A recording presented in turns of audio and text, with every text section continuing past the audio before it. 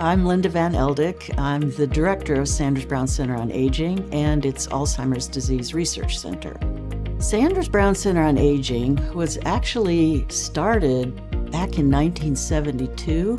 It got its name because Colonel Sanders and John Y. Brown Jr. gave a $1 million donation. Back in those days, that was a lot of money to build the Sanders Brown building. That was matched by the state and the university. And so in 1979, we had the groundbreaking of the Sanders Brown building. Our focus is on healthy brain aging. We want to make sure that all of our efforts are focused on maintaining our brains for as long as possible and coming up with ways to reduce cognitive problems as we age. I'm Dr. Greg Jica. I am the director of the clinical core of the Alzheimer Disease Center and an associate director of Sanders Brown, focused on the clinical aspects of what we do. So if it deals with living people who are out there, whether they're normal in memory and thinking or whether they're developing the early stages of something like Alzheimer's disease, I'm overseeing all of that, trying to increase our capability to really care for all the citizens of the Commonwealth and many from surrounding states that don't have the resources we have here at the University of Kentucky. The University of Kentucky's Alzheimer's Disease Research Center is a grant from the NIH, and it started in 1985. We were one of the first 10 ADRCs funded by the NIH. We're one of only 9 that have been continuously funded for 40 years or more. And that brought in a wealth of resources, reputation, the ability to recruit major scientists and clinicians from across the nation and across the globe.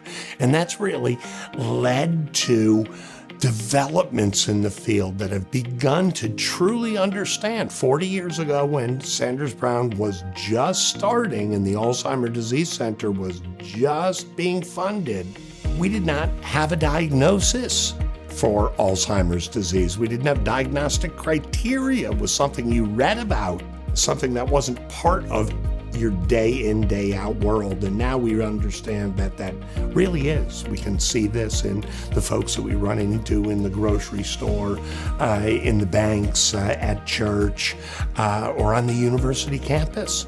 Today, that program has grown, but the only one in Kentucky is the Sanders Brown Center.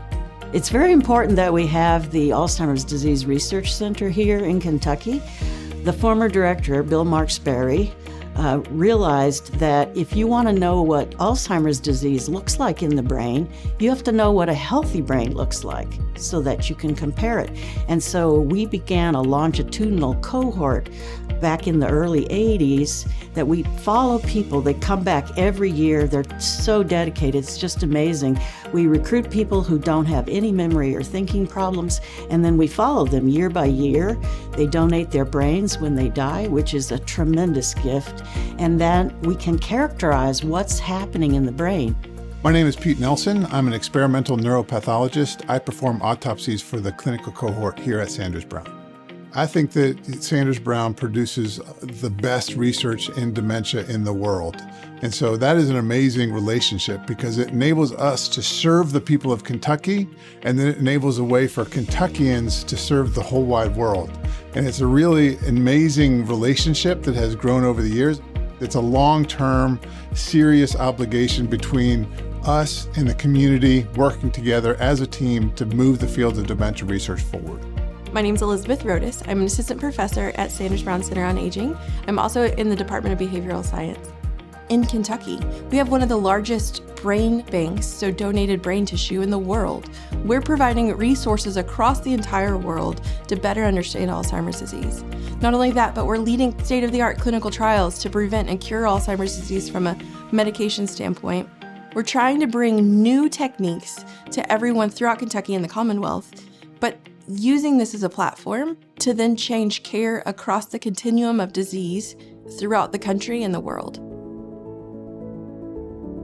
You know, Bill Marksberry was the only director before me, and so he basically started Sanders Brown Center on Aging back in 1972 with 3 faculty members and $150,000. And now we have over 40 faculty members, $28 million in grants, and I think he would be really pleased, not just because of the growth, but because of the major discoveries.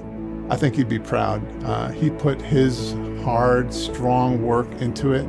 He sort of got the ball rolling with his team. It wasn't just him, it was other people as well, but a group of Kentuckians, they got together and they designed and developed and augmented this great team.